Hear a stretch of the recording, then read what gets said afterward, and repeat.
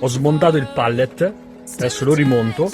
Qua non riporta per qualche millimetro, quindi farò un'insenatura qua leggera e un'insenatura di là in modo tale che questi non si accavallano.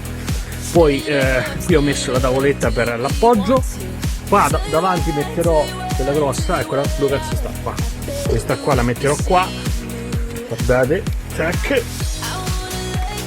E poi avremo fatto la parte centrale, stessa cosa la faccio sopra e sotto. Qua sopra però ci voglio mettere quelle mini, quindi voglio fare una cosa più, capito? E sotto invece sempre due di quelle grandi. Secondo me viene uno spettacolo. Poi la bruciamo e la verniciamo e mettiamo in giardino. Manca la parte di sotto, ma guardate che cazzo di capolavoro sta venendo fuori. Porca miseria, guardate le venature come sono state saltate dalla fiamma, che ha fatto sì che vedete questo effetto naturale. Poi sopra penso che gli darò del trasparente, così queste venature verranno ancora risaltate e verrà protetto il legno.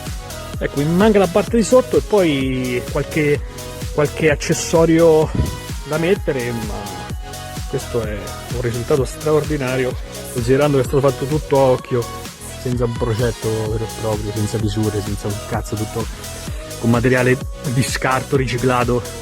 Mamma mia, a parte i vasi è tutto riciclato qui. Ed ecco il risultato quasi finale,